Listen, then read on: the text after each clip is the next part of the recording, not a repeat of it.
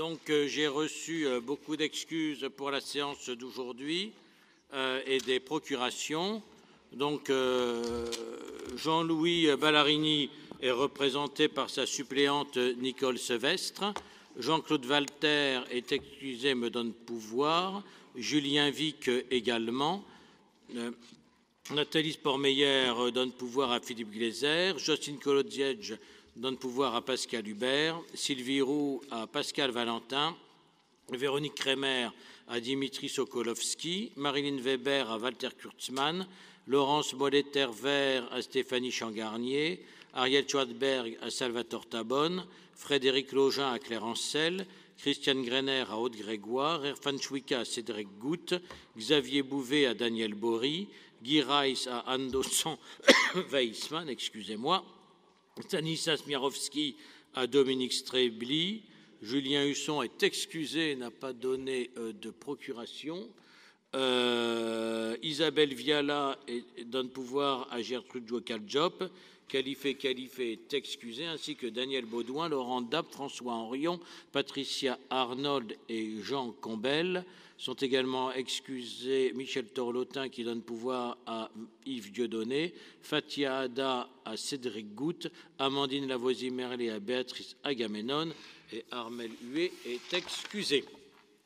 Je vous propose de désigner comme secrétaire de séance Pascal Gauthier, notre directeur général des services. Il n'y a pas d'opposition, donc c'est acté. Et nous passons au point numéro 1, qui est une désignation dans une commission thématique. Donc je vous propose de compléter la délibération du 12 juillet 2021 en désignant Marilyn Weber en qualité de déléguée titulaire à la commission Mobilité, Infrastructure, Voirie. Est-ce qu'il y a vote contre ou des abstentions? S'il n'en est pas, elle est élue à l'unanimité. Le point numéro 2 est la désignation de représentants supplémentaires issus du milieu associatif à la commission consultative des services publics locaux. Donc, je pense qu'on doit afficher les candidats proposés. Donc, pour l'association Air Vigilance, Patrick Klein en qualité de titulaire et Isabelle Catalan en qualité de suppléante. Pour l'association Lorraine Nature Environnement, Gérard Landragien en qualité de titulaire et Sylvie Langlais en qualité de suppléante. Pour l'association CLCV, Pierre Spacher en qualité de titulaire, Jean-Marie Ravold en qualité de suppléant. Et je crois que c'est tout. Oui. Ouais, voilà. Est-ce qu'il y a des votes contre ou des abstentions? Eh bien, ils sont élus à l'unanimité. Le point numéro 3 est la désignation de nos représentants dans des organismes. Donc, au SIEGVO, nous proposons Jean-Paul Schmitt en remplacement de Bertrand Quesnel. Ensuite, à la SAD HLM Vivest, anciennement Logis-Est, nous proposons Frédéric Navreau, qui était déjà notre administrateur désigné au sein du CA de Logis-Est. Et je crois que oui, et je crois que c'est tout. Hein. Oui. Oui, voilà. Est-ce qu'il y a des votes contre, des abstentions? Non, donc ils sont élus à l'unanimité. Point numéro 4, qui est la demande d'adhésion de la commune de Lori-Mardigny à l'Eurométropole de Metz. Donc, présentation de l'étude d'impact, alors, que j'ai ici. Alors,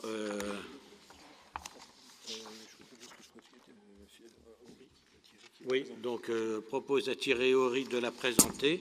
C'est la deuxième fois que nous livrons à cet exercice, puisque nous recommençons une procédure qui avait déjà été menée l'année dernière. Alors, Thierry Aury a la parole. Tout à fait, Monsieur le Président. Donc, en termes d'impact, une petite information d'abord. Lori-Mardini, c'est 657 habitants.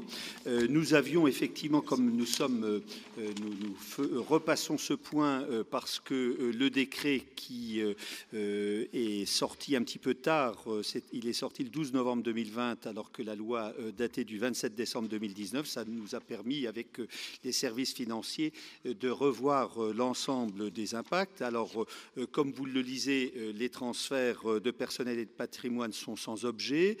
Par contre, nous avons fait des simulations du coût des transferts de charges qui sont réalisés sur la moyenne des communes comparables de la métropole. Je tiens à vous dire que les éléments qu'on va vous donner ne sont pas gravés dans le marbre et peuvent encore évoluer, mais ça vous donne une idée de l'impact ou les impacts financiers qui vont à la fois toucher la communauté de communes de Mademoiselle, l'Eurométropole de Metz et puis également Lori-Mardini. Alors, en termes de taux de fiscalité, vous voyez l'évolution qui peuvent se faire au niveau de la CFE, avec un lissage sur 3 ans, mais ça passerait de 20,59 à 25,94. Le versement mobilité forcément évoluerait de 0,55 à 2%. Au niveau de la TOM, il y aurait effectivement une modification sensible, d'abord sur la pratique, puisque Lori-Mardini est à la ROM, R-E-O-M, et nous sommes à la TOM, T-E-O-M, mais ça ferait donc effectivement un taux moins important et donc financièrement, ça serait plus intéressant pour les citoyens et entreprises de Lori-Mardini. Au niveau de la taxe foncière sur le bâti pour les propriétaires, on passerait de 1,45 à 2,09. Le lissage n'est pas encore déterminé et c'est pareil pour le non bâti qui serait de 4,78 à 7,41.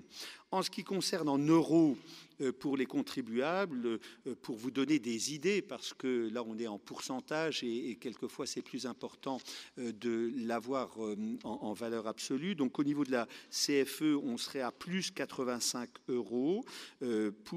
Sur les propriétés bâties, on serait à plus 12 euros et le non bâti à plus 2 euros. Il faut noter également que pour la taxe sur l'électricité, la TCCFE, comme la loi prévoit sa généralisation pour l'ensemble des communes de France, donc cette taxe, bien sûr, s'applique sur Lori-Mardini et elle n'a pas de lien, j'allais dire, avec son adhésion à l'Eurométropole de Metz. C'était une précision que je souhaitais vous donner. Alors, en termes, j'allais dire, budgétaires et sur les tableaux comparatifs, vous avez d'abord, comme c'est des transferts de charges et de recettes, vous avez le avant et après entre les attributions de compensation et la diminution de charges, mais vous voyez que la différence s'annule comptablement entre moins 42 000 euros et plus 42 000 euros. En ce qui concerne la fiscalité économique, on estime, en tout cas, et je dis bien c'est une estimation, à 6 000 euros. En ce qui concerne la compétence des ordures ménagères, nous avons fait un calcul, je vous l'ai dit dans mon propos liminaire, sur ce qui s'était pratiqué sur des communes donc de même taille. Et puis vous avez la dotation de solidarité communautaire qui là pour le coup serait de 22 000 euros puisque Lori-Mardini arriverait en milieu de mandat. En ce qui concerne les fonds de concours, même procédure, à peu près 20 000 euros. Et puis pour tout ce qui est le FPIC, DGF et DSR, on a des impacts qui sont plutôt à la marge.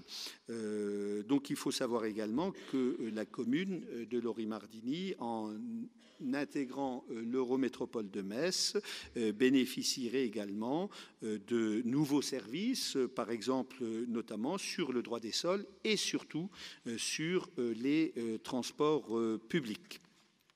Alors, Nous avons donc à étudier également les impacts d'abord pour notre métropole. On revoit encore les chiffres, d'autres chiffres qui se retrouvent avec les attributions de compensation, mais les charges liées aux compétences transférées. La fiscalité économique qu'on a vue tout à l'heure de 6 000 €, une fiscalité additionnelle des ménages de 9 000 €, et puis donc les montants qu'on a revus tout à l'heure, que ce soit pour les fonds de concours, la DSC et le FPIC et la DGF.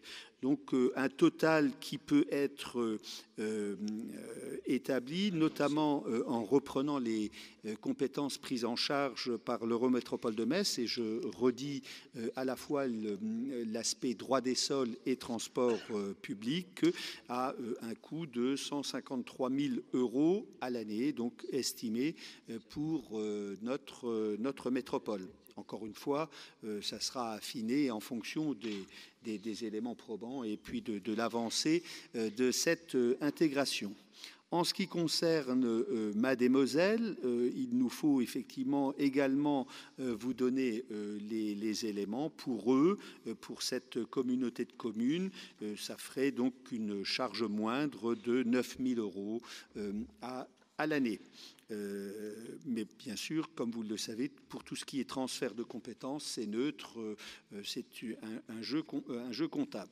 Voilà ce que je pouvais vous dire pour l'étude d'impact relative à l'adhésion de Lori-Mardini. Pour ma part, à titre personnel, je me réjouis qu'une commune du Sud messin nous rejoigne donc au niveau de l'Eurométropole.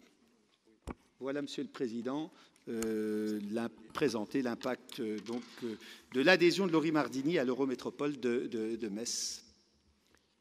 Merci, M. Horry. Donc, nous refaisons l'exercice que nous avions déjà fait l'année dernière, puisque la procédure n'a pas abouti.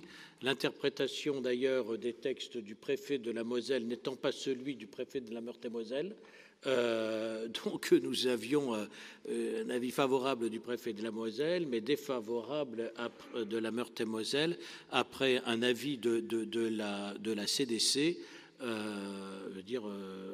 de Meurthe-et-Moselle, réunion à laquelle j'avais assisté et où j'ai rarement assisté d'ailleurs de la CDCI, pardon, de la Commission départementale de coopération intercommunale, où j'ai rarement assisté à un discours aussi systématiquement anti-mosellan que celui de l'après-midi. Donc, et plutôt que d'aller procédure administrative, il nous a semblé, comme un avis entre le corps préfectoral et nous-mêmes, beaucoup plus sage de reprendre la procédure pour qu'elle ne soit pas contestable. Donc nous voilà à nouveau dans l'exercice que nous avions déjà fait.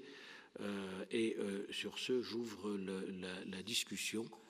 Certains ont des commentaires, des réflexions ou des questions à faire sur cette étude d'impact ou sur la procédure.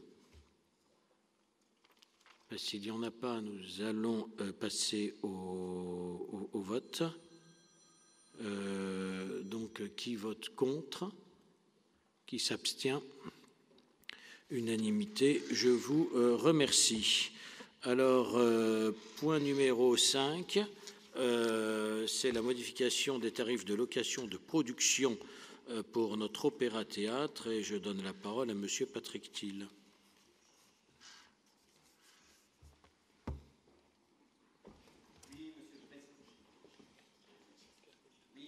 Ça marche ? Ouais. Oui, Monsieur le Président, chers collègues, il s'agit là de fixer des tarifs de location de nos productions de l'Opéra-Théâtre. Vous savez que l'Opéra-Théâtre produit directement, je dirais, ces chefs-d'œuvre qui nous est très agréable de voir, et c'est encore plus intéressant que ces chefs-d'œuvre soient représentés ailleurs une fois qu'ils ont terminé leur carrière à l'Opéra-Théâtre de l'Eurométropole de Metz. Et il vous est proposé donc des tarifs qui sont fixés d'ailleurs en général avec l'assentiment de l'ensemble de la profession, donc à 5 500 € pour les grandes productions et à 3 000 €, donc tout ça hors taxe pour les plus petites productions. Cela s'entend par séance de représentation, évidemment. Donc s'il y a des opéras qui représentent sur 2 jours ou 3 jours, ceci est à multiplier par le nombre de séances de production. Voilà, les commissions sport et culture et la commission des territoires ont été consultées et ont donné un avis favorable. Y a-t-il des questions ou des commentaires? Qui vote contre? Qui s'abstient? À l'unanimité. Monsieur Thiel garde le micro pour nous parler de la modification de la tarification sociale pour l'année scolaire 2022-2023 de notre conservatoire rayonnement régional. Oui, alors là, il s'agit, Monsieur le Président, chers collègues, de fixer les tarifs des élèves qui s'inscrivent au conservatoire. Alors, comme vous le savez, la crise sanitaire 2019-2020 nous avait fait réviser, comme d'ailleurs pour 2020 et 2021, nos tarifications, et vous aviez décidé la gratuité en ce qui concerne donc les tarifs d'inscription pour suivre les cours au conservatoire à rayonnement régional de l'Eurométropole de Metz. Alors bien entendu, la situation sanitaire s'améliorant, les choses redevenant plus normales, il vous est proposé aujourd'hui d'abandonner ce dispositif pour la rentrée prochaine, ce qui se traduira d'ailleurs par environ une somme de 50 000 € en plus sur le budget, mais en fait c'était 50 000 € qu'on avait à peu près en moins sur les budgets des 2 précédentes rentrées. Et puis il vous est proposé aussi au terme de cette même délibération de faire une tarification différente pour les plus de 26 ans. Pourquoi pour les plus de 26 ans? Parce que là on considère qu'il ne s'agit plus de cursus, je dirais, d'apprentissage pour les enfants, les adolescents et les mêmes au-delà. Ceux qui font par exemple des cours d'art dramatique ou d'autres peuvent entrer assez tard au conservatoire et donc prolonger. Mais au-delà de 26 ans, on est face à des adultes qui ne sont pas là sur, je dirais, un cursus scolaire universitaire, mais bien sur un cursus personnel. Et nous sommes encore très loin, même malgré cette augmentation, des tarifs qui sont pratiqués par les écoles de musique privées pour l'agrément, je dirais, de ceux qui ont plus de 26 ans et qui sont adultes. Donc voilà, il y a 2 choses. On revient sur la tarification qui était la tarification Covid, si je peux m'exprimer ainsi, qui était 0, et on revient à la tarification normale. En revanche, sur les plus de 26 ans, il vous est proposé donc cette augmentation. Bien, merci. Est-ce qu'il y a des demandes d'intervention? Oui, Madame Grollet.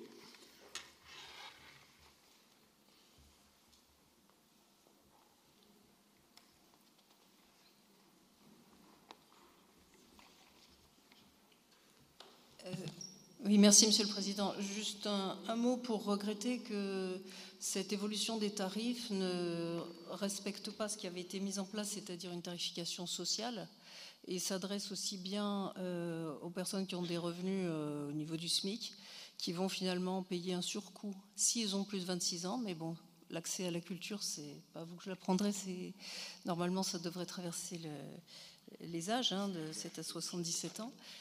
On est capable de dépenser parfois beaucoup d'argent pour d'autres projets culturels, et je trouve que c'est un signal qui n'est pas bon. J'ai regardé par exemple pour quelqu'un qui est à la tranche d'imposition 1 € à 500 €, c'est-à-dire le SMIC, ses frais vont passer de 135 à 175 €, et il va finalement payer un surcoût qui sera le même que les tranches 5 et 6. Je trouve cela regrettable. Quant à évidemment le retour de la tarification pré-Covid, nous n'y voyons évidemment aucun inconvénient. Vous savez, Madame Grollet,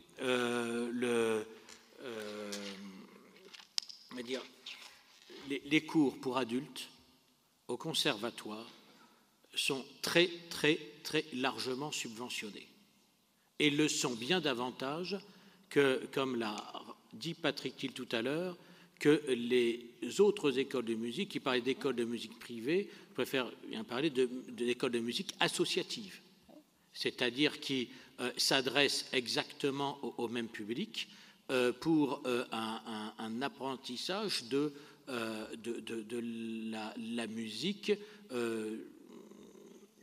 la musique loisir.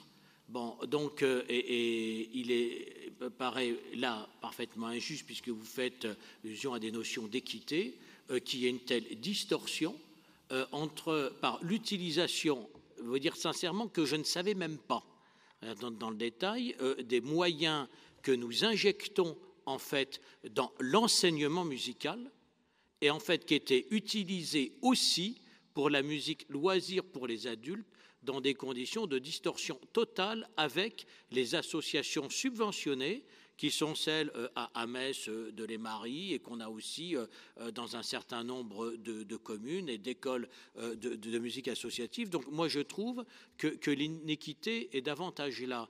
Et est-ce qu'on se pose la question de savoir si dans toutes les associations qui pratiquent des activités socioculturelles, celles qui nous apprennent l'art plastique ou d'autres matières, est-ce qu'on étend à ce moment-là la tarification sociale ou est-ce qu'on demande à toutes les associations de pratiquer une tarification en fonction du revenu dans toutes les activités du loisir? Le débat est légitime, il peut être posé, mais dans ce cas-là, il doit être posé assez équitablement.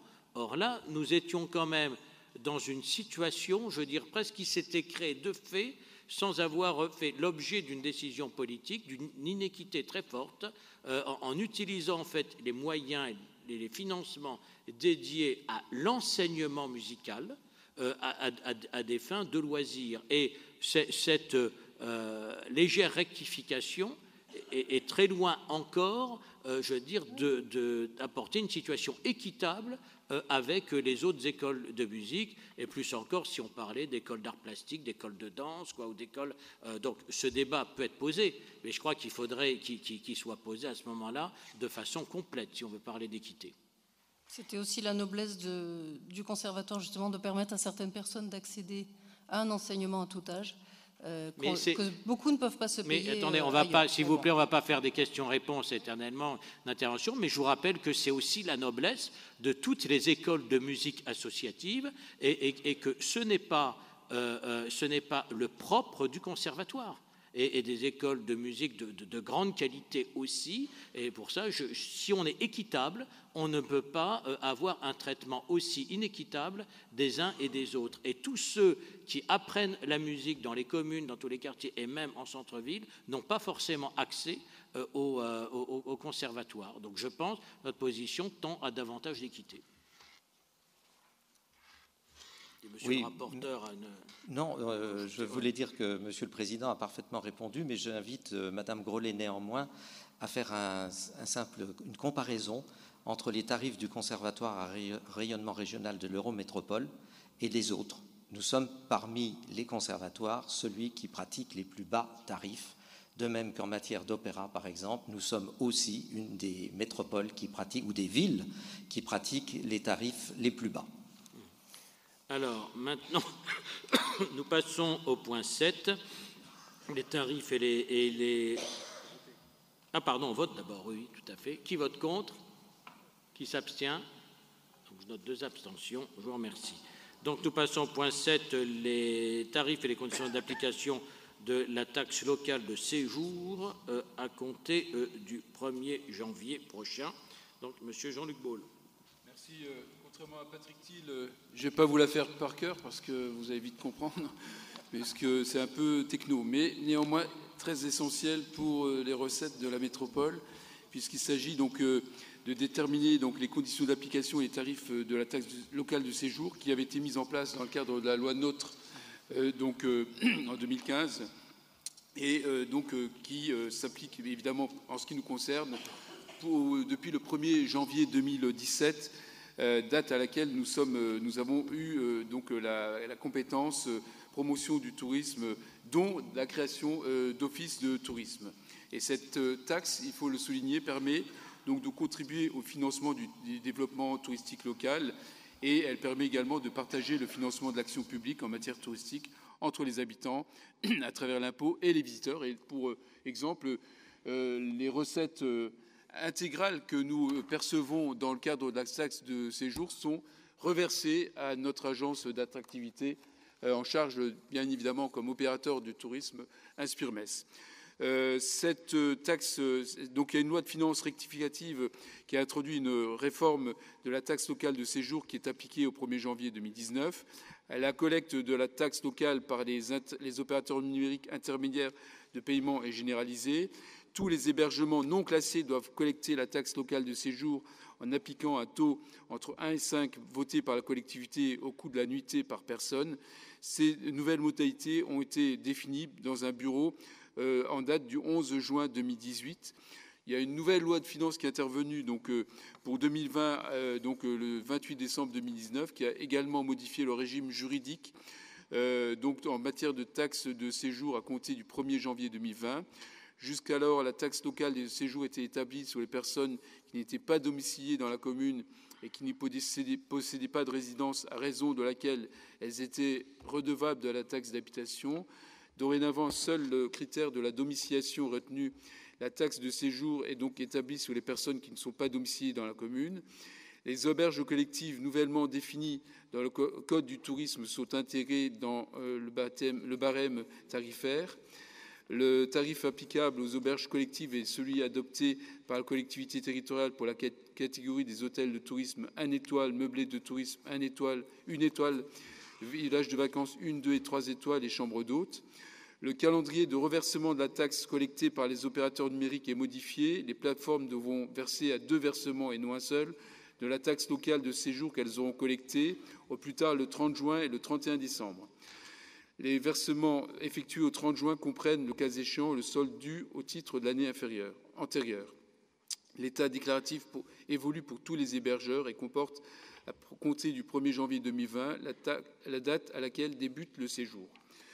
La troisième loi de finances rectificative du 30 janvier 2020 comporte 2 articles relatifs à cette taxe qui intègrent dans le calcul de la clause de sauvegarde. Cette dotation est égale à la différence et elle est positive entre la somme des produits moyens perçus en 2019 et la somme des mêmes produits perçus en 2020 et instaure une mesure facultative d'exonération qui est pour cette période du 6 janvier au 31 décembre 2020 et cette mesure est non compensée et induirait le retrait de la taxe locale de séjour de la clause de sauvegarde. Cette mesure d'exonération était soumise, vous vous en souvenez, au vote d'une délibération avant le 31 juillet. Le Conseil métropolitain a adopté en outre une délibération le 28 septembre qui prend acte de ces évolutions législatives. Dû à l'indexation des tarifs, la grille du barème applicable a évolué pour 2023 avec l'augmentation du tarif pour les palaces et les établissements 5 étoiles et il est proposé de faire évoluer les tarifs pour les aligner sur les tarifs plafonds du barème qui nous procurerait une recette supplémentaire attendue à hauteur de 127 000 €. Concernant le taux applicable aux hébergements non classés, il peut toujours varier entre 1 et 5% du prix hors taxe de la nuitée. Il est proposé de conserver le tarif appliqué depuis 2019, soit 5%. Et donc vous avez, je vous en fais grâce, le barème qui est applicable au 1er janvier 2023 avec les propositions qui sont faites. Et à préciser qu'il convient d'ajouter à ces tarifs la taxe additionnelle de 10% appliquée par le conseil départemental de la Moselle. Voilà donc la proposition qui est faite comme tous les ans. Simplement pour information, le montant de recettes globales, c'est 1 million d'euros par an et c'est l'équivalent de ce que nous reversons à l'agence Inspire-Metz pour l'activité tourisme. Merci, Luc Baul. Est-ce qu'il y a des questions, des commentaires? Qui vote contre? Qui s'abstient? Unanimité.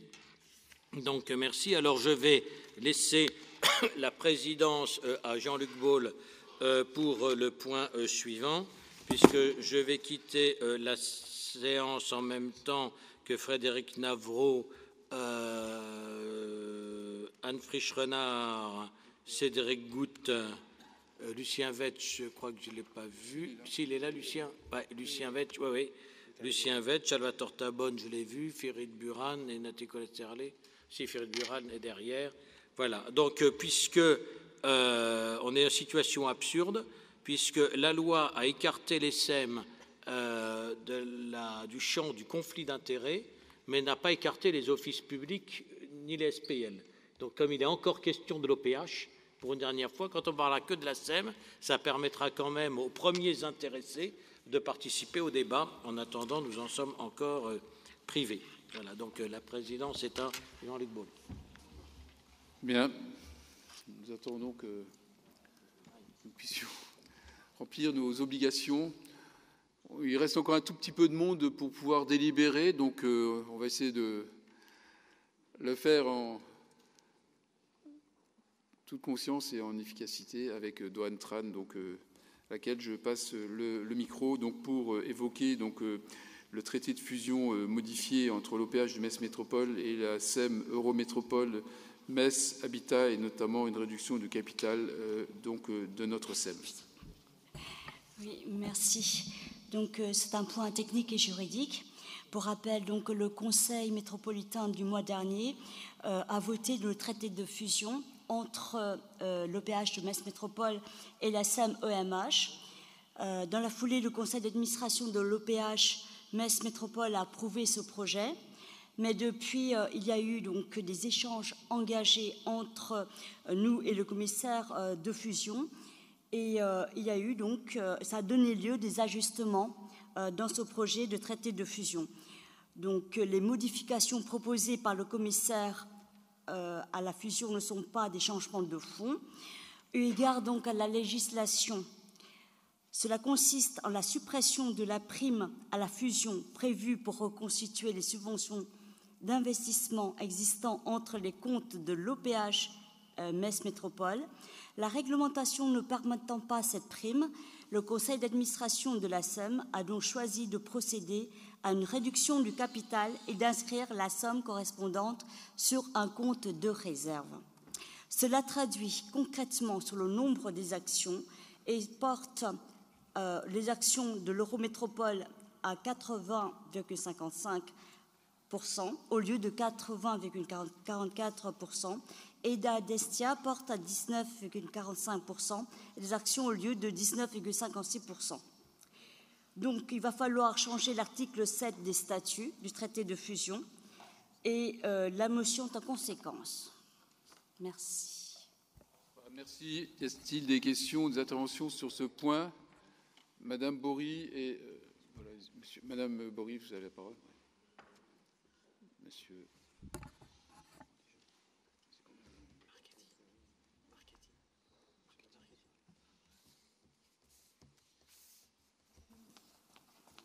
Monsieur le vice-président, chers collègues, cette motion est purement technique, comme l'a dit notre collègue, et ne modifie en rien, effectivement, la décision prise le 28 septembre 2021 portant sur la création de la SEM Habitat, de Metz Habitat. Aussi, de la même manière et pour les mêmes raisons, à savoir la diminution forte de notre capacité décisionnaire ainsi que celle des représentants syndicaux, associatifs et organismes sociaux au sein du conseil d'administration, nous nous abstiendrons sur cette motion. Ceci étant, elle nous donne aussi l'occasion de nous interroger sur la gestion actuelle de l'Office. Ainsi apprend-on que l'Office s'apprête à acheter à la ville de Metz un immeuble dont le montant s'élève à 895 000 €, alors même que l'estimation des domaines se situe à 400 000 € et que ce prix est de 145 000 € au-dessus du deuxième mieux-disant. Si nous y ajoutons les travaux à réaliser à hauteur de 495 000 €, et même si nous tenons compte de la subvention de 78 000 € et des 2 emprunts consentis qu'il nous faudra rembourser bientôt à hauteur de 98 000 € chacun de la part de l'ANRU, l'opération s'avère certes juteuse pour la ville de Metz, mais bien coûteuse pour l'Office. Or, nous savons que les bailleurs sociaux n'ont pas la vie facile, fragilisés par la baisse des moyens à travers les différentes lois sur le logement social et confrontés à une exigence et une urgence en matière de rénovation énergétique qui nécessite des investissements importants. Cette gestion qu'on nous promettait exemplaire et efficace, après avoir bien entendu attaqué et dénigré celle des précédents mandats, l'est-elle vraiment ? L'Office étant un outil métropolitain et donc au service des différentes communes qui la composent. Son rôle, à notre avis, n'est certainement pas de servir de tiroir-caisse à l'une ou à l'autre d'entre elles. Malheureusement, avec cette opération, l'Office se prive de moyens importants pour relever ce défi d'un enjeu majeur afin de permettre à des personnes d'être logées dans de bonnes conditions à des prix abordables. Je vous remercie. Merci, Monsieur Marchetti.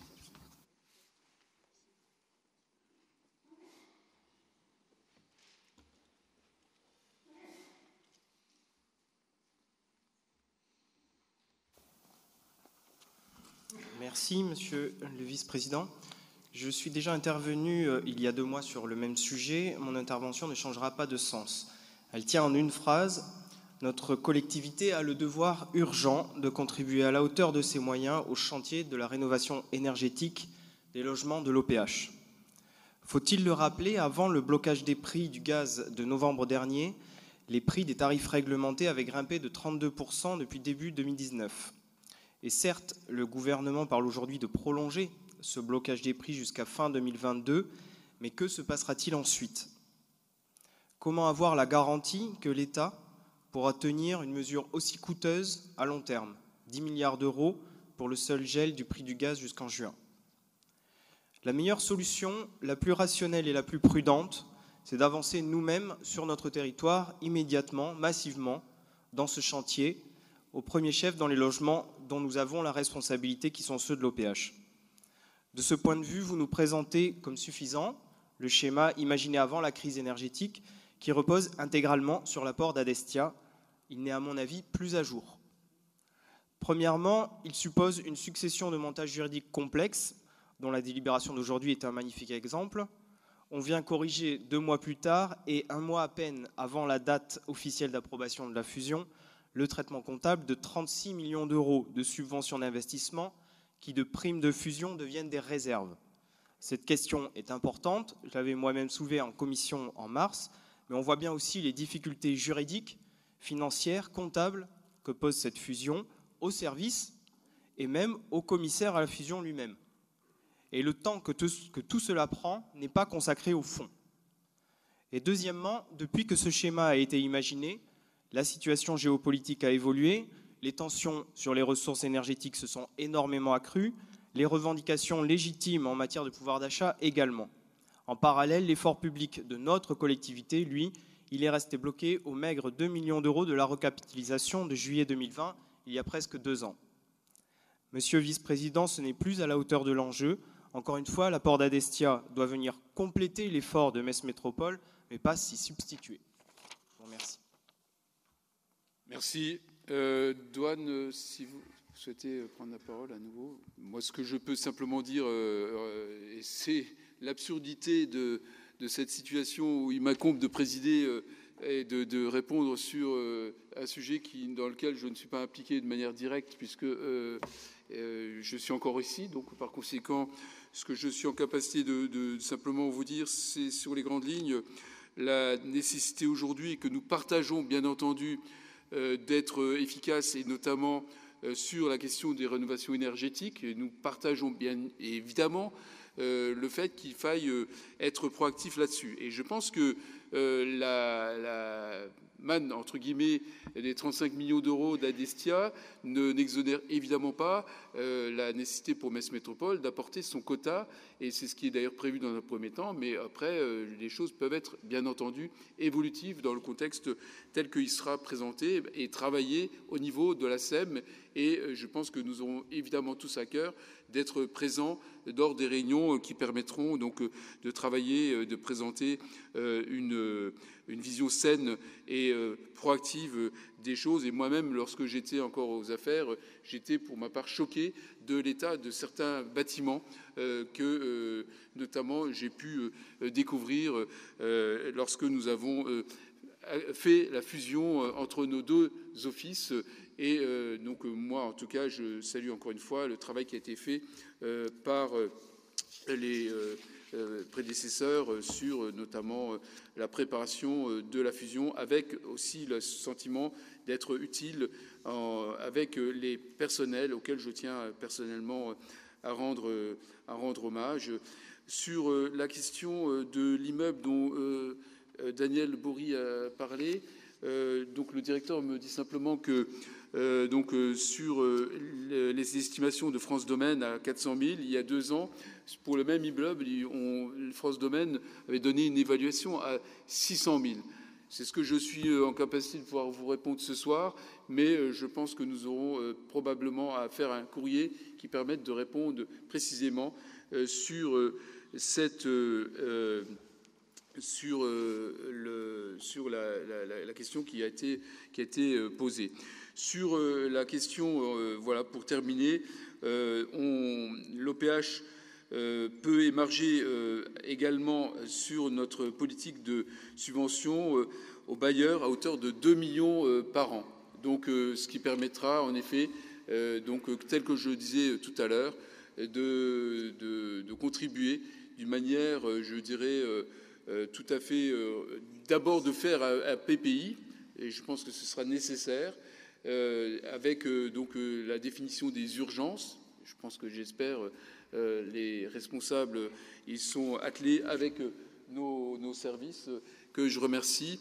Voilà, je crois que la question du logement est centrale dans nos préoccupations parce qu'elles induisent bien évidemment tout un ensemble de sujets qui vont de la rénovation énergétique au traitement de la précarité également et à la dimension sociale et de l'animation de tout un parc qui est extrêmement important pour notre métropole et surtout pour nos usagers que nous devons mettre en premier lieu au centre de nos préoccupations.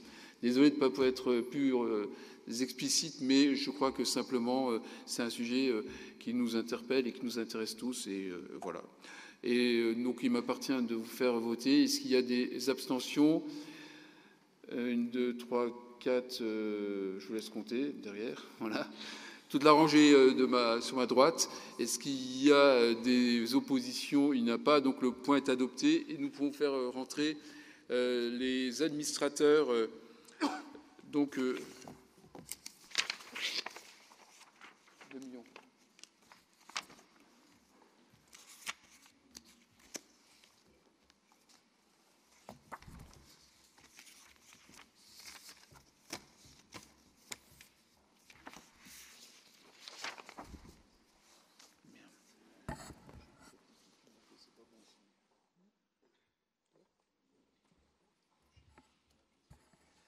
Voilà, je te repasse le micro.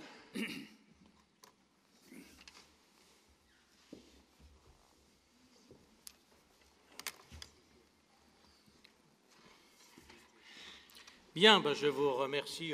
Je suppose que la délibération est adoptée. Pas de problème. Bon, écoutez, je vous remercie de l'avoir prise en notre absence. Je dirais que il y avait quelques élus de la majorité, mais d'opposition aussi, présents à la réunion de quartier que j'ai organisée à Borny. C'était assez stupéfiant de voir que 90% des questions sur le quartier portaient en fait sur l'OPH. Et quand j'évoquais l'OPH comme un champ de ruines, et que je devrais dire l'OPH de Metz, c'est-à-dire l'héritier de Metz Habitat Territoire, parce que la situation n'était pas du tout la même à l'OPH de Montigny-les-Metz lorsqu'il a fusionné d'autorité, avec Metz Habitat Territoire.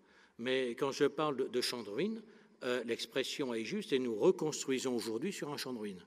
C'est-à-dire que le personnel en était totalement démoralisé, démobilisé, parce qu'il n'y a rien de pire que d'aller au travail en étant exposé tous les jours à une demande sociale légitime et d'être incapable de pouvoir y répondre. À tel point d'ailleurs que les habitants racontaient même que les personnels les fuyaient et on voulait à ces pauvres agents de l'OPH de fuir en fait le contact avec le public, mais on pouvait bien les comprendre puisqu'ils étaient dans cette situation proprement intenable. Donc c'est un immense chantier qui nous attend. Cette fusion nous permet, on disait, de redonner des moyens conséquents à l'OPH pour avoir à l'OPH et à la future SEM ou à la nouvelle SEM pour mettre en place un plan stratégique de patrimoine, pour sortir de l'ornière, donc rompre avec le cercle vicieux d'un patrimoine délabré qui entraîne toujours plus de vacances et donc de perte de recettes et qui accentue les difficultés. Et il aurait été impossible de se sortir de l'ornière par les moyens de droit commun, même en affectant ce que j'imaginais au moment de mon élection, en affectant 2 millions d'euros par an, ce qui aurait été d'ailleurs la totalité des moyens du PPI consacrés à l'habitat au logement. Mais l'un n'empêche pas l'autre. Oui, bon, mais nous le faisons, mais on n'aurait jamais atteint les 35 millions. C'est-à-dire qu'apporte la CDC. Et bien sûr, nous continuons à soutenir l'OPH, mais comme d'ailleurs les autres bailleurs. Je rappelle que d'ailleurs nous avons l'ensemble des bailleurs à soutenir. Ça n'empêche pas l'autre, bien sûr, ça s'additionne, mais ça n'aurait jamais été à la hauteur de cette nécessité de reconstruire sur un champ de ruines. Donc nous arrivons là en fin de processus pour ce nouveau départ. Et je crois que c'est extrêmement attendu par les habitants, dont je crois que c'est un cinquième à un sixième des Messins, d'ailleurs, habitent dans des logements de l'OPH, mais il y a aussi beaucoup de Voipiciens, des Montigniens d'ailleurs, qui du coup n'avaient pas de problème tant qu'ils étaient gérés par l'OPH de Montigny, mais qui risquaient d'être entraînés en fait dans cette spirale et voir à leur tour le patrimoine montignien se dégrader. Et on a par ailleurs du logement plus diffus sur beaucoup des autres communes de l'Eurométropole. On en a d'ailleurs plus loin, puisqu'on en a à Moyeuvre et même en Moselle-Est. D'ailleurs, il faudra s'interroger, savoir s'il faut les garder ou pas, parce qu'on les gère de très loin. Mais en tout cas, merci pour cette délibération. Nous passons maintenant au point numéro 9, qui concerne la déclaration de projet préalable à la DUP de la ZAC Pointe Sud. Donc le rapporteur est Pierre Fachot et ne vote pas le point, et je les conseille de quitter la salle s'ils sont là, François Henrion et Yves Dieudonné. François Henrion, je crois, était parti. Ouais, Yves. Et Pierre Fachot, c'est à vous. Voilà.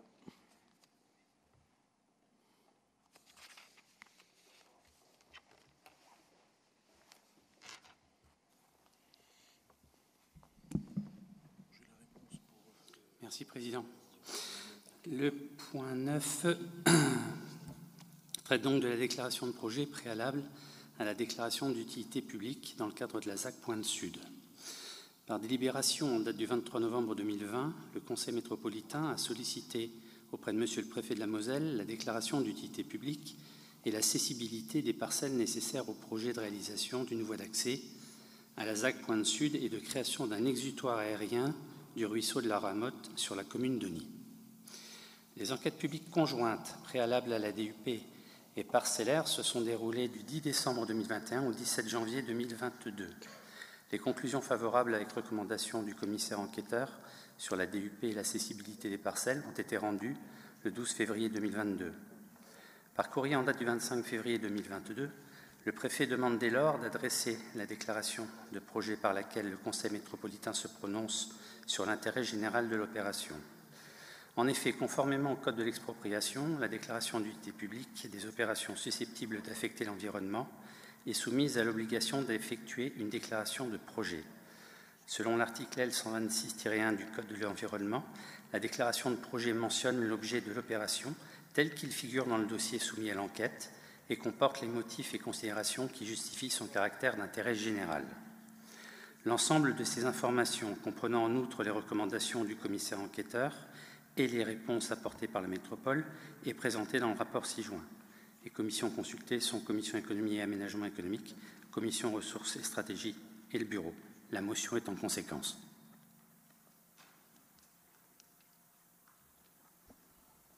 Merci. Oui, Madame Grellet. Et Monsieur Marchetti, d'accord.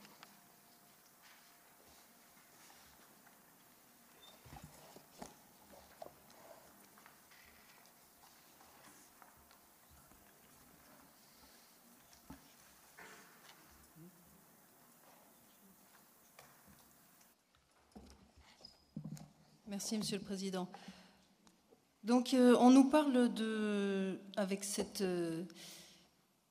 voie d'accès à la ZAC Pointe Sud, on nous parle de diluer l'impact du surplus de circulation.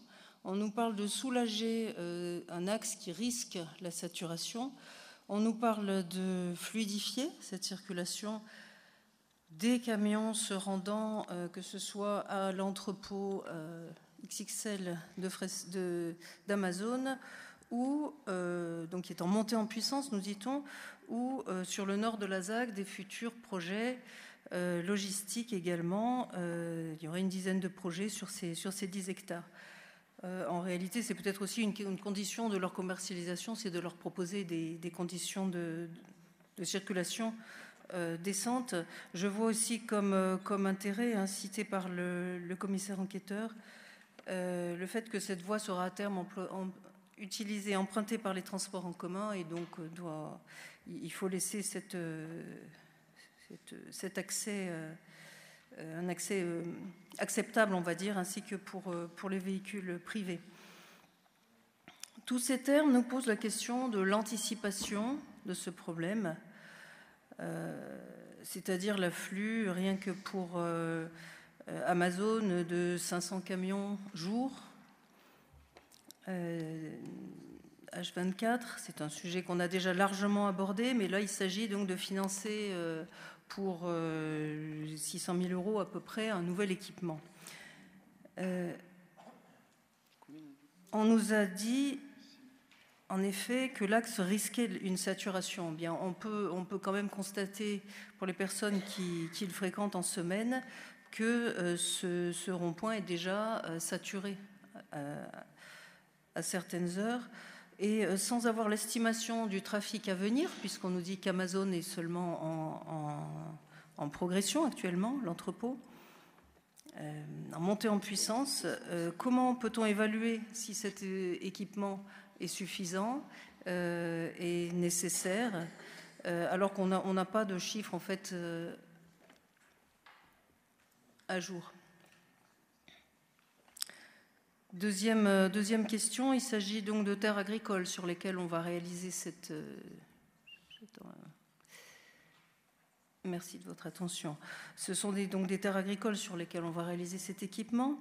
Les propriétaires ont, semble-t-il, refusé l'expropriation, enfin un arrangement, et vont donc être expropriés. On nous dit à l'euro symbolique, alors que le commissaire enquêteur, là encore, recommande de continuer la concertation avec eux. Et moi, je peux comprendre, sur un sujet qui concerne aussi ce territoire, que certains élus ou certains habitants soient un peu méfiants sur les promesses, notamment les engagements d'aménagement provisoire, parce que du provisoire, ils en ont connu, des désillusions par rapport à ce qui avait été avancé. On peut dire que la concertation, enfin du moins les enquêtes concernant Amazon ont été longues et très fournies. Et donc on se rend compte qu'on n'avait pas anticipé des questions aussi basiques que le stationnement des camions ou cette augmentation du flux. On peut dans ce cas-là, oui, comprendre les riverains qui craignent des nuisances sonores, des nuisances sur leur santé, des nuisances aussi sur l'effet de lumière supérieur. Et il est question donc de réaliser une voie qui traverserait la ZAC et qui permettrait de relier Marly, de relier Ogny, de relier Moulins-les-Messes. Donc on va diluer en quelque sorte les difficultés, mais s'il y a une montée en puissance de cette ZAC logistique, rien ne garantit que cela sera jamais suffisant. Et je terminerai sur le calvaire qui a été vécu par les habitants d'Ogny et qui a justifié, bon alors on est en période électorale, moi je veux bien entendre que des intérêts peuvent être brandis dans un sens ou dans l'autre, mais de fait, il y avait donc des tensions sur le stationnement des poids lourds devant Amazon, et je ne sais pas si Amazon est bien consciente et bien mise face à ses responsabilités en la matière, parce que ça n'est quand même pas la première base logistique qu'ils ont. D'accord, c'est la plus grande de France, semble-t-il. On se passerait de ces records pour notre territoire quand ils apportent des nuisances pareilles. Je sais que vous allez me répondre sur les emplois, etc. Bien sûr qu'on a besoin d'emplois. C'est évident, mais c'est pas forcément le type d'emploi durable qu'on peut le plus espérer. Quoi qu'il en soit, là je parle des équipements permettant à chacun donc de circuler et de vivre tranquillement sur son territoire. D'après ce qu'on nous a expliqué, donc pour répondre à ces difficultés donc de stationnement, notamment des camions, des chauffeurs étrangers qui ne connaissent pas le cadencement nécessaire, qui attendent leur tour en fait pour être appelés par Amazon, semble-t-il, on travaille sur d'autres solutions. Actuellement, il y a une convention temporaire donc de location d'un terrain à Amazon, mais Amazon ne respecte pas les termes de cette location qui était censée destiner au stationnement des camions et sur laquelle ils garent leurs remorques parce qu'ils n'ont pas de place sur leur emprise. 20 hectares, un entrepôt de 185 000 mètres carrés de surface. Ils ont donc donné toute la part à leur commerce, mais ils n'ont pas anticipé la nécessité pour des chauffeurs de poids lourds de séjourner dignement en attendant leur tour. Je trouve ça déplaisant, voilà, ce manque d'anticipation de leurs besoins. Cette convention, semble-t-il, Metz Métropole ne la renouvelle pas et a trouvé une solution temporaire sur le tarmac qui ne convient pas à tout le monde.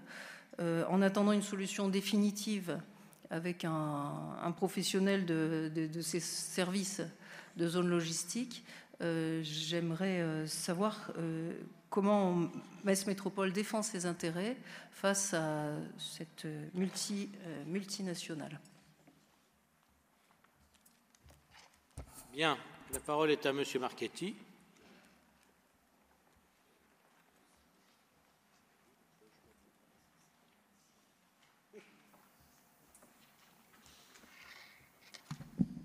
Merci, Monsieur le Président.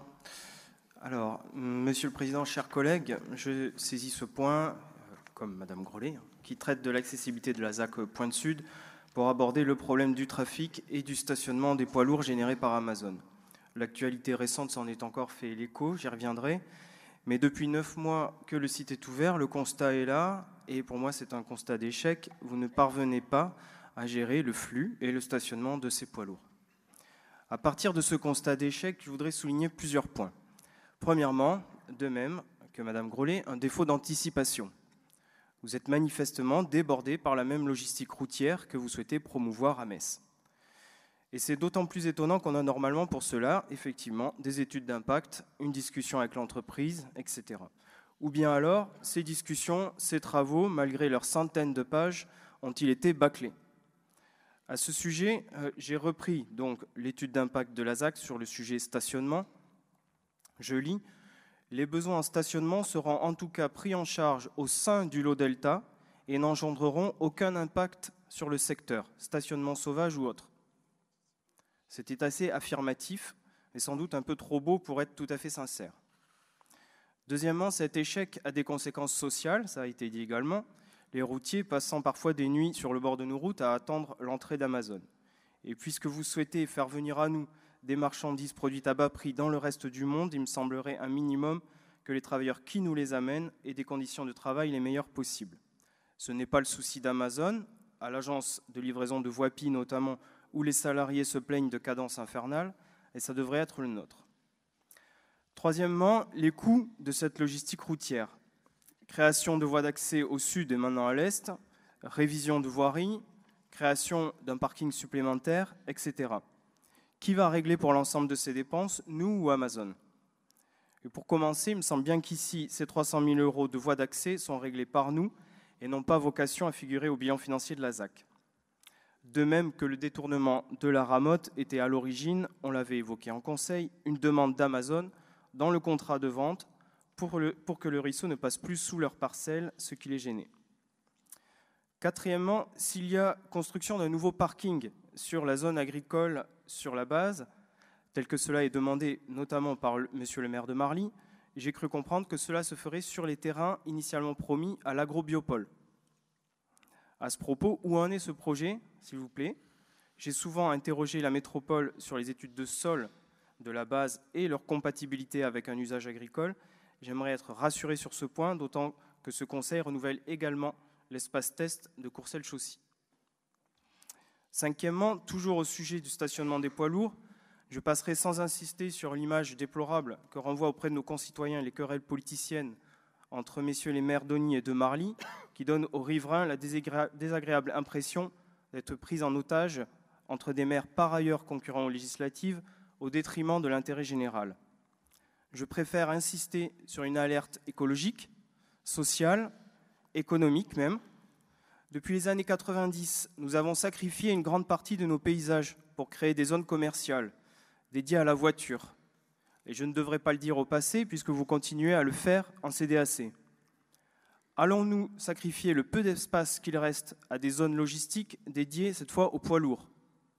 Est-ce conforme à l'enjeu climatique?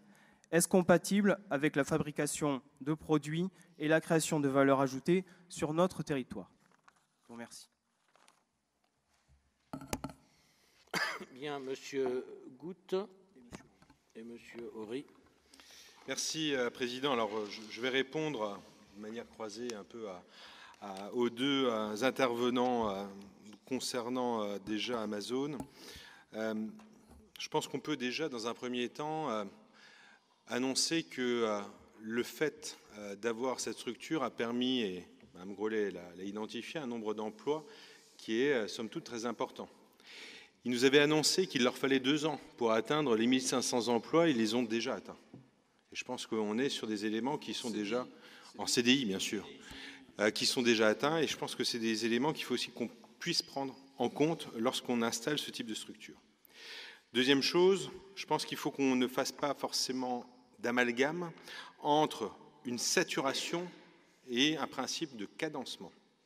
Comme partout, il y a une nécessité également de voir les flux arriver, de pouvoir les identifier, mais surtout, on va dire, de pouvoir voir de quelle manière on peut les accueillir. Et Amazon avait anticipé, parce que lors des PC, si vous regardez également le principe des PC, ils avaient annoncé à peu près 600 camions jour. À l'heure où je vous parle, les chiffres qui nous sont donnés, ils sont à un peu moins de 200 camions par jour.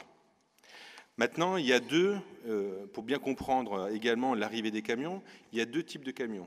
Il y a les camions d'Amazon, mais il y a les camions de sous-traitants aussi. Et je vais vous répondre de la même manière par rapport à Voipy, étant maire de la commune de Voipy, concernant également les livraisons, parce que là, on est sur un point de livraison au dernier kilomètre. Et là, on a affaire à que de la sous-traitance, c'est-à-dire qu'il n'y a que le dépôt qui est présent au niveau d'Amazon, et il y a de la sous-traitance qui se situe derrière vis-à-vis également des flux de véhicules. Donc ça peut être, je crois qu'ils sont 3 ou 4 sous-traitants, en termes de développement. Donc forcément, il y a une nécessité également de pouvoir voir de quelle manière ça peut intervenir, de quelle manière on peut gérer les choses.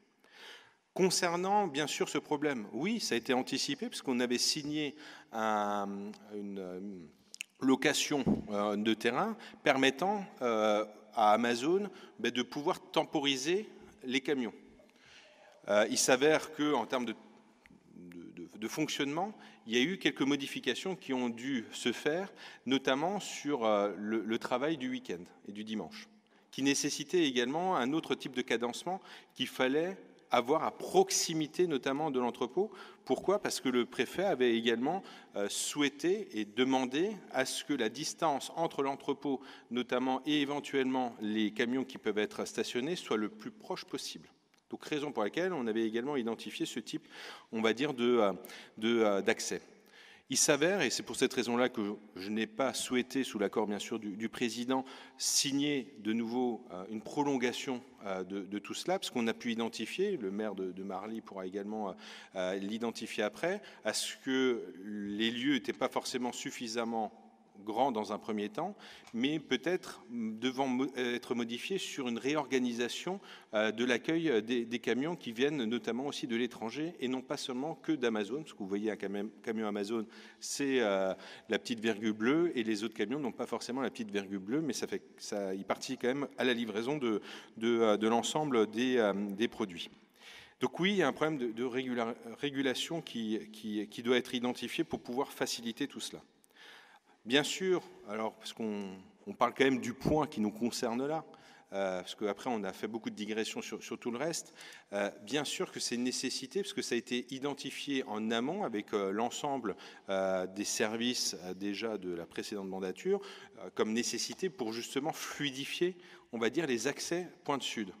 Donc accès Pointe Sud, ça nécessite justement un accès pour éviter d'aller trop loin et à ce moment-là encombrer également l'activité qui est présente au niveau de Marly et de l'ensemble des centres commerciaux qui se trouvent donc non loin et également des habitations qui se trouvent non loin. Donc il y avait une nécessité de passer par cet axe-là. Oui, il y a une indivision. Sur l'indivision, il y a eu quelques personnes de l'indivision qui n'étaient pas forcément favorables, d'où cette nécessité, notamment de pouvoir passer par cette DUP pour pouvoir valider également l'ensemble de cette somme. Donc oui, on passe par cette DUP pour justement arriver à ce qui a été défini au départ avec ce besoin qui est clair sur tout cela. Concernant l'aménagement, et c'est un aménagement provisoire, et je laisserai le maire de Marly, en l'occurrence, évoquer tous les aléas qui ont été identifiés et la solution que la métropole a pu proposer à la fois en accord avec les maires donc des communes respectives et surtout, en l'occurrence, avec Amazon. D'ailleurs, prochainement, on doit encore faire le point avec Madame Bilodeau sur l'utilisation du tarmac, et je dis bien que c'est provisoire, ce n'est pas un lieu qui sera définitif. Bien sûr, il y a une nécessité de trouver un lieu qui ne sera pas forcément identifié, et pour l'instant on est toujours sur la recherche et sur le travail d'un principe de conciergerie donc identifié au niveau des poids lourds, pour justement permettre également de fluidifier et de pouvoir éviter des accueils, on va dire, trop ponctuels à certains moments, et de pouvoir utiliser cette conciergerie pour pouvoir justement cadencer un peu mieux les accès. L'agence d'attractivité que je préside, d'ailleurs, a deux structures qui sont actuellement intéressées pour pouvoir mettre en place cette conciergerie au nord et au sud de la métropole. Donc, vous voyez, on y travaille aussi. Concernant également, parce que je tiens à préciser que l'endroit qui est identifié, qui est un tarmac, a vu atterrir à la fois des gros porteurs. Le président me faisait rappeler, sous confirmation également de mon collègue aussi, Thierry Horry, que même le Concorde a atterri sur le tarmac. En 1976. Donc ça démontre bel et bien que la structure, elle est bonne, qu'elle peut être utilisée également d'une manière temporaire pour pouvoir accueillir l'ensemble des camions, et ça sera juste en face. Donc forcément, on n'est pas sur le lieu qui était identifié pour l'agro-biopôle, que vous citiez notamment. Donc on est sur des éléments qui sont beaucoup plus lointains, notamment sur l'agro-biopôle, qui a bien sûr été identifié avec des études. Alors je ne vois pas s'il est là, Michel Torlotin, donc qui a travaillé notamment avec un professeur émérite sur ce dossier-là, et on a pu identifier que certains lieux ne permettaient pas de production agricole. Donc on a pu identifier les lieux qu'il faut exclure. On a compensé aussi avec d'autres lieux qui sont un peu plus haut au niveau du foncier qui appartient à la gendarmerie, pour permettre également du développement un peu plus en hauteur pour l'agropole, et justement de leur permettre d'être sur un terrain qui est plus sain que ceux qu'on a pu identifier avec des zones qui n'étaient pas forcément les plus favorables. Donc vous dire aussi que malgré, on va dire, tout ce qu'on peut lire, tout ce qu'on peut entendre, on est, on va dire, sur des solutions qui sont identifiées, des solutions qui peuvent se faire très rapidement et permettre également de répondre à une demande de la part du préfet qui est tout simplement de pouvoir avoir une continuité également du travail le week-end avec cette proximité qui peut être le tarmac. Et bien sûr, c'est qu'un point temporaire. La volonté, c'est de trouver des solutions, comme j'ai pu vous le dire, avec notamment un principe de conciergerie des poids lourds, permettant justement à la fois l'accueil et également d'identifier le cadencement. Et les chiffres qui m'ont été demandés, notamment par M. Bouvet, que je viens de vous citer lors de la commission, démontrent bien que déjà Amazon est dans le montant et le nombre de trafic journalier, et ils ont bien compris que le souci du cadencement est un souci qui va devoir être géré, identifié d'une autre manière. Et je vais laisser peut-être la parole à M. Horry, surtout pour évoquer, si le Président m'en laisse le droit, d'évoquer tout ce qui peut être lié au flux, parce qu'il est principalement concerné en tant que maire de Marly. Bien, M. Horry. Oui, merci Monsieur le Président.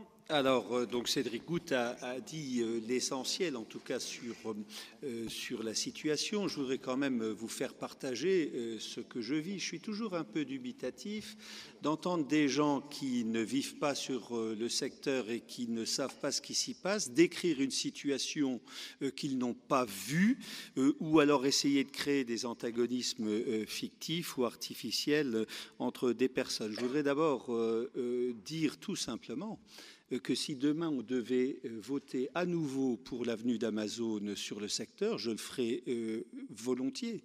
Parce que les problématiques dont on parle, c'est epsilon par rapport à l'intérêt pour le territoire d'avoir cette entreprise dans ce secteur. Je rappelle d'ailleurs que même si je n'ai pas participé à l'équipe qui a fait venir Amazon, c'était d'autres collègues, mais je leur ai fait confiance et je leur fais toujours confiance, mais c'est de Dominique Gros à Jean-Luc Baul, à François Grosdidier, moi-même, etc. et d'autres. Nous avons voté, j'allais dire, presque comme un seul homme. Quelques élus ne l'ont pas fait, mais en tout cas, c'était une majorité particulièrement forte et je pense qu'on le referait encore parce que c'est important. Moi, je pense, et je le dis d'autant plus facilement qu'en tant que maire de Marly, je ne bénéficie pas de manne financière de cette entreprise qui n'est pas sur mon territoire. Donc j'ai d'autant plus de possibilités de le dire. Il faut, cette société, effectivement, est intéressante. Quand je vois la centaine de Marliens et de familles marliennes qui travaillent à Amazon et qui ont un travail parce qu'ils n'en avaient pas avant, je crois que c'est important, tout simplement déjà pour ça. Ensuite, la fable du flux et des problématiques de flux. Alors, je ne sais pas où vous avez sorti ces éléments-là, mais moi, je peux vous affirmer, en tant que maire de Marly, je n'ai reçu aucune doléance. Vous entendez bien, aucune doléance, ni orale, ni par téléphone, ni par mail, sur les problématiques de flux avec Amazon. Je dis bien de flux sur les routes et autour de cette société. Donc, et je le vis aussi, je n'ai pas de problématique de flux, il n'y a pas de soucis, de bouchons, de quoi que ce soit à ce niveau-là. Effectivement, et comme vous avez pu lire dans la presse locale, quotidienne, hebdomadaire, il y a une problématique de 30 à 40 camions qui ne savent pas où se garer. C'est peut-être victime du succès d'Amazon, effectivement. Et donc, il y a, comme le disait Cédric Goutte, donc une solution que j'ai proposée qui doit être provisoire parce qu'elle n'est pas satisfaisante, mais elle est provisoire, c'est d'aller sur le tarmac. Et comme vous l'avez entendu, le tarmac, effectivement, c'est une zone bétonnée qui peut accueillir, elle est grande, et à mon sens, elle peut accueillir les 30 ou 40 camions qui posent souci parce qu'effectivement, ils impactent déjà les riverains. Et puis, c'est pas correct de ne pas les accueillir. Il faut qu'ils aient des lieux d'aisance, qu'ils puissent pouvoir effectivement faire leurs besoins, pouvoir se doucher, etc. Et je crois que c'est anormal actuellement d'avoir ces quelques camions qui sont sur les bords de route. Et ce sont quand même des travailleurs qui viennent ici, qui passent quelques heures chez nous et ensuite qui repartent dans leur pays. C'est anormal de ne pas les accueillir et de faire le nécessaire pour qu'ils soient bien accueillis. Et donc, les riverains dont vous parlez sont déjà impactés par ces camionneurs. Et pour le coup, là, c'est particulièrement difficile parce que vous savez tous comment les camionneurs font leurs besoins, etc., où est-ce qu'ils les mettent, hein.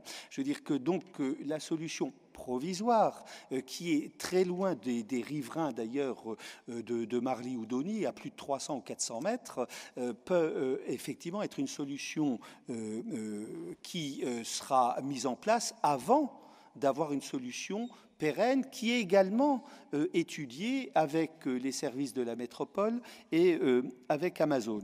Donc vraiment, je crois que on a des possibilités de pouvoir régler la situation rapidement en attendant d'avoir une solution pérenne. C'est ce que j'ai proposé et donc j'espère effectivement qu'elle sera mise en œuvre rapidement par la métropole d'ici quelques semaines.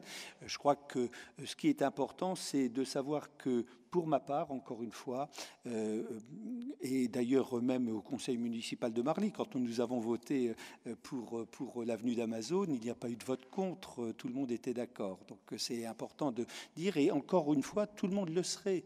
Il y a juste effectivement des ajustements à faire.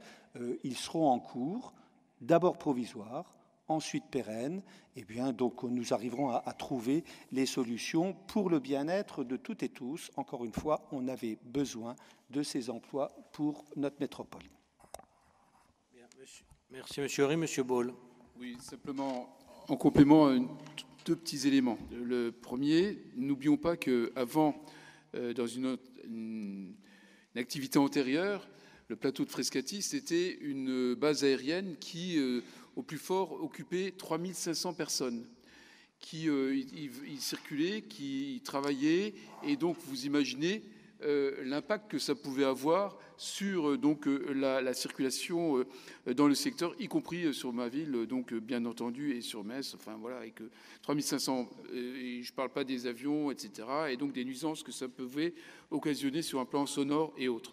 Donc première chose, aujourd'hui nous avons 1500 emplois en CDI du côté d'Amazon, mais aussi plus de 800, presque 1000 donc, emplois sur notamment toute la partie associative pour les associations qui travaillent dans le domaine humanitaire et social. Et donc moi je pense qu'on peut être vraiment aujourd'hui fier du travail qui a été fait. Deuxièmement, j'ai écouté Monsieur Marchetti tout à l'heure, vous évoquiez votre problématique, votre souci par rapport à la question environnementale et l'impact sur le paysage. Et moi je peux vous dire combien j'étais attentif justement sur le positionnement, d'où d'ailleurs le positionnement sur la ZAC. On a créé la ZAC Pointe Sud pour pouvoir faire en sorte que ce bâtiment soit le plus neutre possible sur l'impact visuel. Et pour ma part, je vais souvent prendre de la hauteur. J'allais souvent prendre de la hauteur, notamment à Vaud, par exemple, ou sur d'autres, ou à Sijazel, pour voir les impacts visuels que peuvent avoir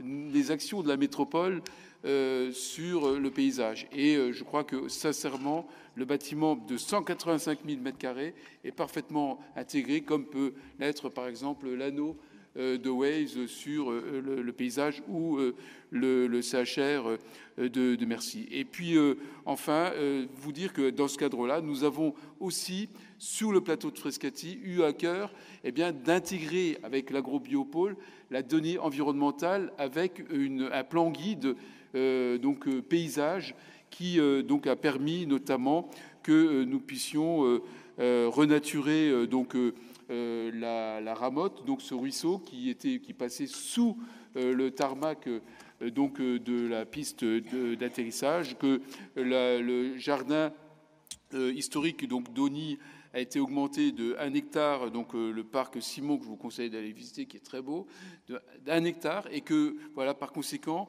il y a des merlons qui ont été positionnés.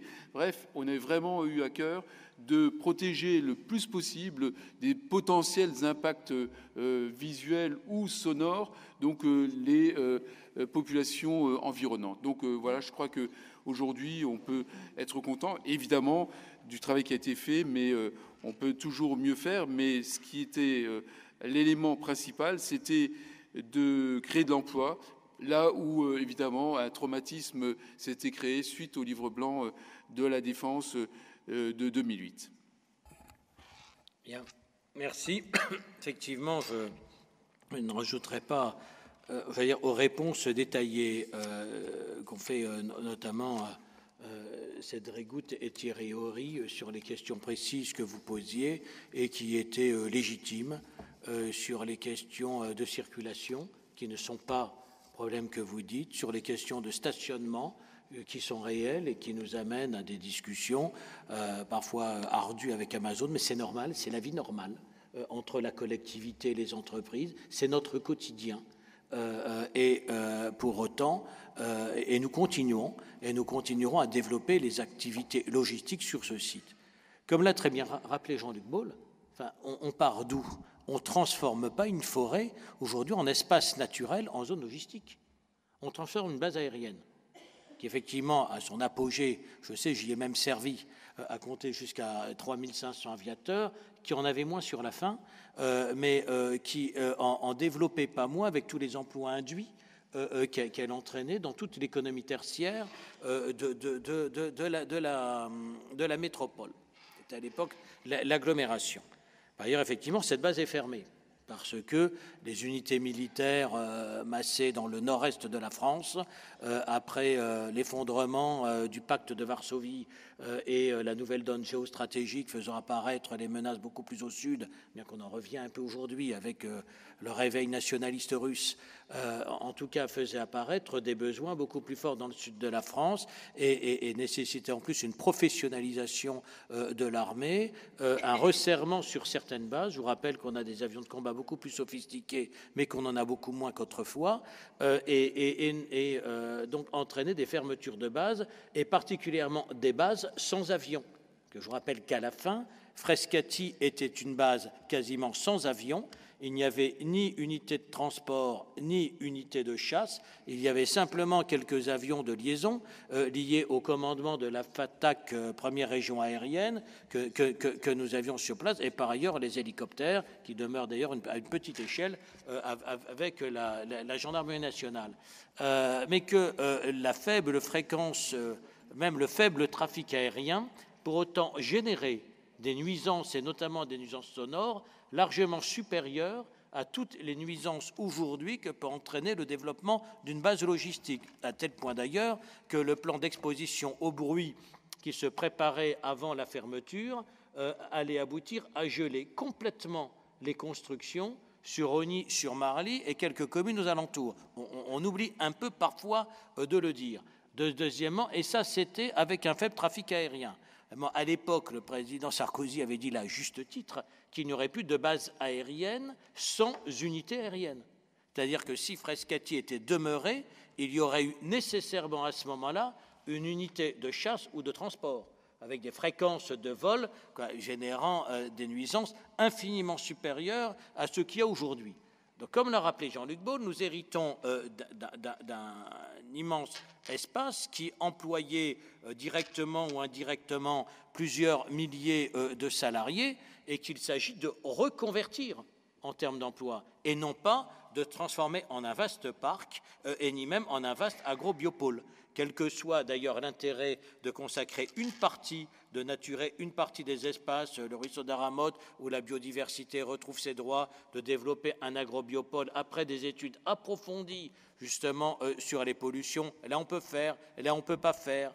Là on va pouvoir même faire en montrant que même des terrains qui avaient été affectés par l'activité humaine peuvent retrouver pour certains usages, après certaines précautions, après certains processus, à nouveau une destination alimentaire, pas n'importe lesquelles, mais certaines, et au bout d'un certain temps, et avec certains types de cultures, et ce qui d'ailleurs permet d'expérimenter la reconversion de terres qui ont été affectées par l'homme et qui peuvent à ce moment-là revenir à une finalité alimentaire. Alors bien sûr, nous n'envisageons pas de transformer en agrobiopôle un tarmac avec 1 mètre de béton en dessous. Je veux dire, et si celui-là a été classé en terre agricole, ce que j'ai dit au maire d'Osny, c'est manifestement une erreur matérielle et ça ne saurait être validé au PLUI. Mais moi, ce qui me choque plus, c'est de la part de nos oppositions, c'est l'approche qu'ils ont de la question de l'emploi. À croire que les 1500 personnes en CDI et les 1000 ou les 2000 qui risquent de se rajouter en emploi saisonnier auraient été mieux à Pôle emploi ou RSA. Quoi, je veux dire, c'est quand même, et comme si les emplois de la logistique étaient des mauvais emplois. Ceux d'Amazon sont d'ailleurs tellement mauvais qu'ils ont débauché des emplois des autres logisticiens qui viennent nous voir maintenant en disant qu'ils ont un problème de recrutement parce que leur personnel a été débauché par le soi-disant mauvais employeur et nous demandent ou demandent à la région bien des financements de formation pour former justement de la main-d'œuvre à ces métiers, mais comme dans tous les domaines, on a plus de mal à recruter, même avec plus de 7% de taux de chômage, 30% dans certains quartiers. Il fait ça un problème de rapport au travail, mais en tout cas, les emplois disponibles sont là et pas aussi mauvaises conditions que vous le dites. Et ensuite, est-ce que la logistique, ce sont des mauvais emplois ? Sur ce site, qui est exemplaire, nous développons à la fois les circuits courts, puisqu'on y installe la conserverie et qu'on veut notamment dans l'alimentaire ou dans tout ce qui est possible encourager les circuits courts. Il est absurde que des circuits longs aient été autant développés dans l'agroalimentaire ou dans certains domaines de production, surtout quand la production initiale est sur notre territoire, que les transformations se font loin pour revenir. Il y a par ailleurs certains aliments, quand il s'agit de produits exotiques, eh bien, qui ne peuvent que venir de plus loin, et on souhaite qu'ils soient plutôt, ils viennent plutôt par le commerce équitable que d'autres façons. Et puis vous avez des produits manufacturés comme celui-là qui seront jamais issus de circuits courts, qui seront toujours issus de circuits plus longs. Et la logistique, ça existe depuis 2000 ans, et elle s'est fortement développée effectivement avec les évolutions technologiques et l'impossible multiplication des sites de production partout. Donc même si on peut espérer, et d'ailleurs c'est bien l'objet de relocaliser sur notre continent une partie de la production, il faut encore accepter aussi les emplois industriels. Or, on est dans une situation totalement paradoxale d'ailleurs, lorsqu'on aborde les questions de réindustrialisation, parce que dès qu'on a un projet industriel, il y a des oppositions comme les nôtres qui s'opposent systématiquement à tous les projets industriels. Et d'ailleurs, ça va être une vraie question. Le zéro artificialisation pour protéger les terres agricoles, mais qui interdit aujourd'hui le développement de zones industrielles nécessaires, c'est une énorme contradiction. C'est assez difficile de réindustrialiser sans avoir le foncier disponible, alors qu'on ne sacrifie plus le foncier comme autrefois, où effectivement on a développé même des zones commerciales sans même exiger de parking silo, etc. Oui, bien sûr, mais on passe d'un extrême à l'autre et dans une formidable contradiction. En plus, on rappelle qu'énormément de terres agricoles sont utilisées à des finalités industrielles. Paraît sur le principe d'ailleurs assez contestable, c'est une réalité, mais si on fait du maïs pour mettre dans les méthaniseurs ou des betteraves pour faire des agrocarburants, est-ce que finalement on sert mieux finalement le développement durable qu'en mettant en faisant des aménagements de zones d'activité où l'environnement est préservé, comme nous le faisons en ayant vraiment un aménagement conforme aux principes de développement durable, ou encore en développant les écoquartiers. Là, j'élargis le débat, mais c'est quand même des sujets qui mériteraient peut-être de les aborder de façon moins binaire que vous le faites, moins idéologique, et en tout cas, moi, ça me laisse pantois de vous entendre décréter des mauvais emplois et venir par nous reprocher bien cette action de revitalisation économique de la base de Frascati, qui n'est pas forcément un long fleuve tranquille, se réalise avec des difficultés ou des discussions parfois houleuses, avec parfois des rapports de force, mais c'est comme ça. Moi, j'ai quelques décennies d'expérience en matière d'industrialisation.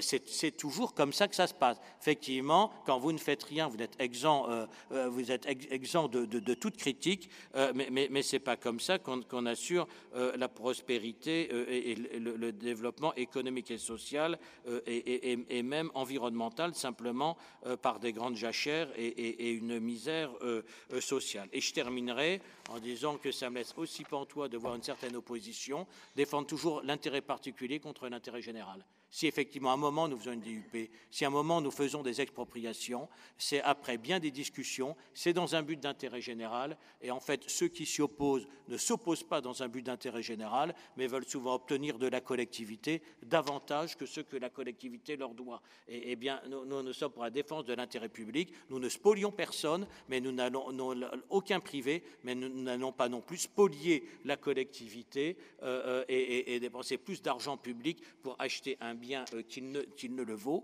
Il y a des services fiscaux pour évaluer le coût, le prix des biens que nous devons acquérir dans un but d'intérêt général.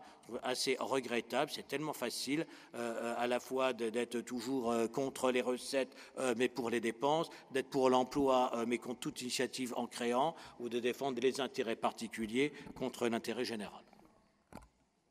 Sur ce, nous passons au vote. Qui vote contre? Qui s'abstient?